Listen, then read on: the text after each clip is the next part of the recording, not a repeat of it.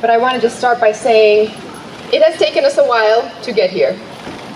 And I don't just mean the long 7 months for our search committee, hosting a thorough and diligent process grounded in community with hundreds of Boston residents weighing in on this very important decision. It has taken us a long time to get here as a city, to a day when a young boy growing up in Roxbury, playing here in this very park, could rise up in the ranks serving his community, gain important leadership experience in another city, then return home to become the next commissioner for the Boston Police Department. I do consider this a home. You know, I wish my mother was still alive to see it. I grew up with the house right at the end of the corner, and I did spend a lot of time in this park growing up. You know, and all people should be able to spend time in parks without worrying about crime or fear of crime and things of that nature. And so that is something we're going to look forward to. But first I wanted to start off by thanking the mayor. You know, Mayor Wu, I didn't know her very well. But in the short time that, you know, we've come to talk and meet, I realized that our visions are in line. You know, her vision for the city is very much how I see the vision for the police department. When we talk about things like diversity, equity, and inclusion, well, you know, that's very important for the police department. You know, the police department needs to look like the communities of which we serve.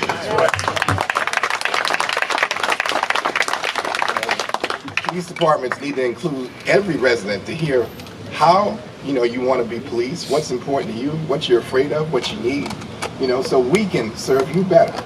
So we're going to, you know, re-emphasize and go back to some of our, you know, community policing, you know, basics, you know, that we've been very good at in the past, and make sure we start to implement that again. COVID's been tough for everyone, but the reality is that we need each other, and we need to be around people, and officers need to get out of their cars and start to move around and actually engage residents.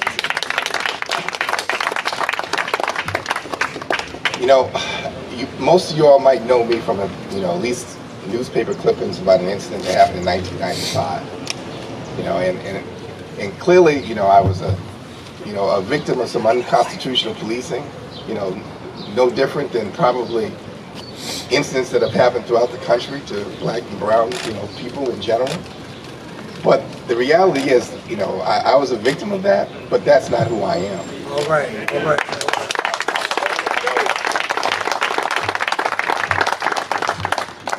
You know, I took on public service because I wanted to help the public. I wanted to give back to the communities of which I live. You know, like so many other officers that I know that work on this job and still work on this job. But the reality is every once in a while these things happen, and that narrative, it gets taken over by these individuals. And so after this incident happened, I had a choice: either, you know, quit, leave, or stay. You know, and I chose to stay because I believe in policing in a community-friendly way. And I know the men and women that I work with believe in that same thing too. And the reality is, me leaving was not going to help. So I spent all my time and effort not talking about it at the time, because for those who know me, this is probably the most they probably ever heard me talk. But the reality is, my goal was to learn and grow and be a model for the police department and people into the police department to make sure that kind of incident never happened again. You know? And so I did a lot. I went back to school multiple times. I got multiple degrees. I worked in multiple areas within the police department, all trying to learn the best way to help and grow and make this department better. Right? And so I spent another 24 years after that incident in the police department, right, with a bunch of men and women that work hard every day to serve you all. You know, and we're going to make sure that you get to know who they are, that you get to know, you know, what it is that we can do to help your lives get better. You know, we are going to, you know, give back in so many different ways. We're going to be present in every community.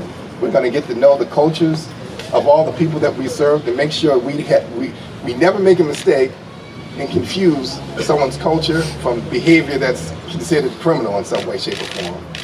We need to understand the people that we police and the communities that we police, so we never have any unintended consequences. And so I know the men and women of our department are truly, thank you very much. It is hot out here. You know, I know the men and women of our department are truly gifted in so many different ways. There's so many gifted people in this department, you know, and we are going to highlight all of them. We're going to highlight the good work that they do. We're going to get them to reintroduce themselves to the public after this pandemic in a lot of ways, right? And then we're going to do it in an equitable way, so we make sure that we never over-police, that we make sure that we're always respectful and mindful of the ways in which people in each community want us to police. So internally within the police department, for the men and women that are here, you know, we're going to support you to death. We're going to make sure that you're developed. We're going to make sure that you have all that you need to do this job. You know, but we're also going to hold you accountable for all the things that we ask you to do. But that comes with the job, as you know, right? But the reality is, I know the men and women of the Boston Police Department will step up, both civilian and sworn, to make sure that we serve the public well, particularly in this city, right? The city where I'm from and so many other places. How you doing? So, you know, again, I didn't say I was going to talk long, and I'm going to try not to because I'm about to burst here. But the reality is we're going to do some things in a different way.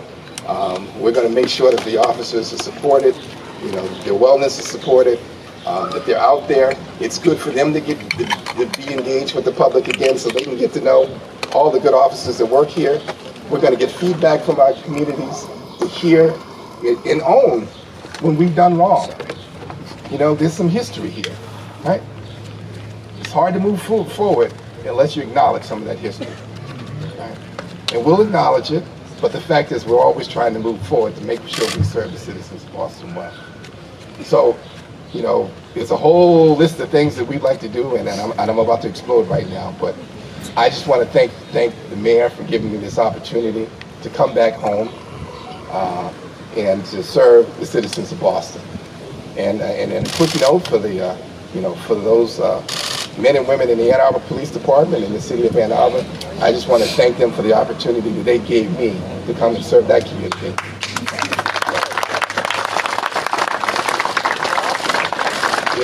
It's a smaller city, but it's always been listed as one of the best cities in America.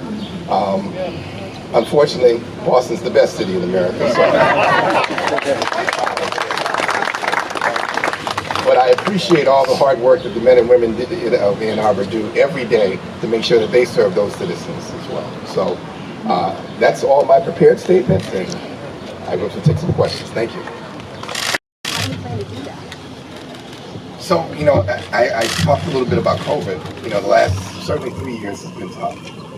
And so the isolation from COVID, I would imagine the protests, the fact that we're telling officers not to be around people and people not to be around people.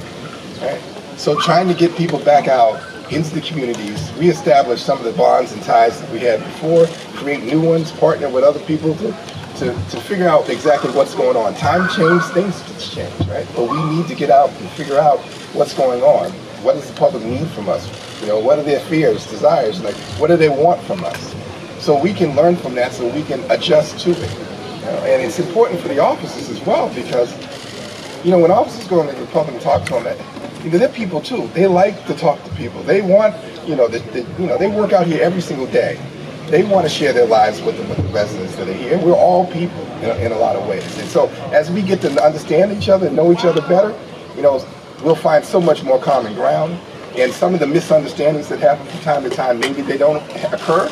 And some of the things that we need to understand, we'll start to understand them better, you know, and so that's first and foremost, you know, they're trying to get people just out of their vehicles, back in the communities, you know, and Boston's a different place. In 3 years since I've been here, I've gone around recently, there's communities that didn't even exist 3 years ago that exist now. So just for me, I'm saying, you know, just to go out and, you know, meet those residents, you know, go out and see what issues are in each neighborhood, because each neighborhood is different.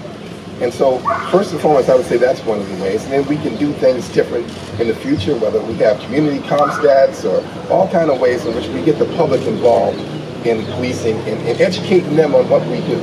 Policing needs to be demystify. People need to understand what we do so we can do it better.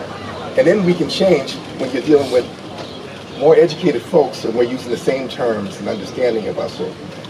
Commissioner, can you Commissioner? Just talk a little bit about. Okay, wait, one each, and then okay, let's start here. Commissioner, can you talk about transparency? What will you do different there? Will the public see like mug shots, have even more access to the information of what happens on the streets?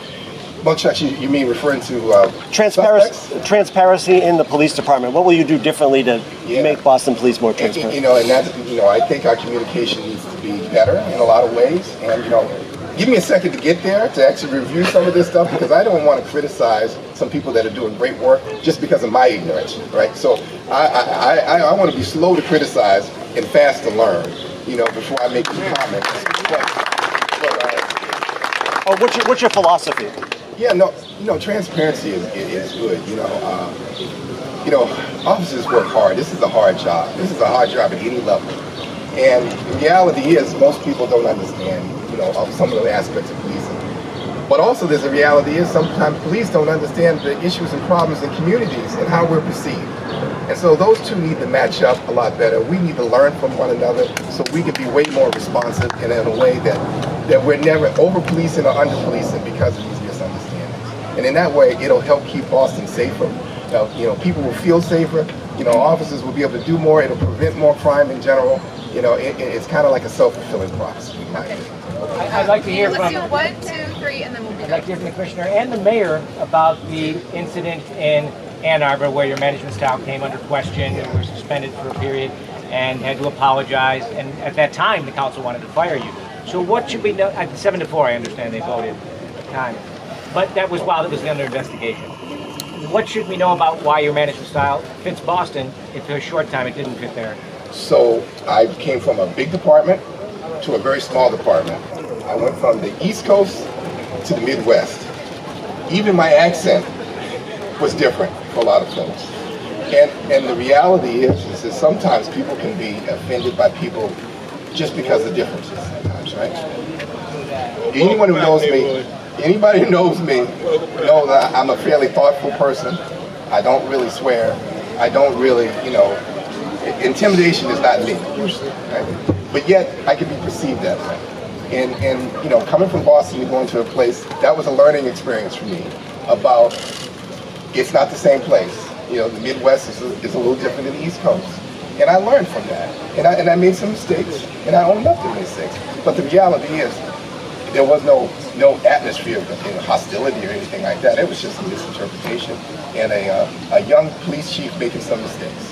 Mayor, what did you think? Why you overlooked that? We conducted a very, very thorough vetting process, multi-week process, many conversations, every single document that existed in Boston and Ann Arbor, I have reviewed, and our investigators also spoke with many people involved in any of the documentation. I also personally spoke with the mayor and town administrator and have heard nothing but praise and regret that he might leave. They have said that in Ann Arbor, Chief Cox has been the consummate professional, so warm and welcoming to the entire community, drawing on what happens around the country to make that department better. And I know that what I heard from them reinforces exactly what we already know from his time in Boston, that he is a leader of great integrity who takes his leadership incredibly seriously with strong intention to empower the people around him, and I'm so excited to work with him in this role. Chief, you arrived here, you come back here amid calls to defund the police, reduce your budget. How do you answer that call? So no one has said that to me as of yet, and so I'm not going to, hopefully it doesn't come, but the reality is policing is expensive because the fact is we always need to be prepared. There's things that we need to do to develop and grow. There's technology we need to use and to help us do our job in different and better ways. And unfortunately that costs money from time to time. And so I'm usually not for defunding something when you're trying to make it better, when you're trying to get better in general. Does medicine get better when you defund it? Does schools get better when you get defunded? Show me a scenario where there's an institution anywhere in the world where it gets better when you don't fun day, right? I'm saying, you know, we need to be supported and developed in that way so we can, you know, grow and get better. And that's what I'm going to try to do.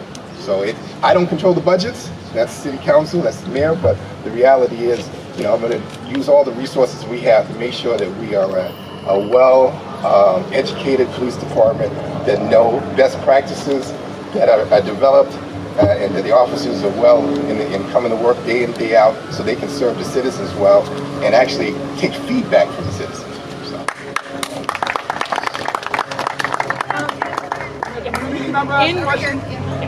In Ann Arbor, I'm sure you experienced this to some extent, but one of the effects of the pandemic is that a lot of communication within communities has moved online. So especially among younger people, you see Snapchat, TikTok, Instagram being used as major forums for relationship building and for communication. I'm wondering how, with your approach to community policing, you plan to tackle these groups of people that may not be in the streets where you're used to seeing them 5-10 years ago. Yeah, and that's a place that a space where we need to get a lot better in. I personally need to. I don't even have a social media site and things of that nature. So that's something we're going to look to address to make sure that we're, getting feedback, making observations, being able to communicate, particularly with younger folks, to understand what's going on. And so that's something I think that we need to address and try to make sure that we have a communication plan and something to address all the various means at which people communicate nowadays.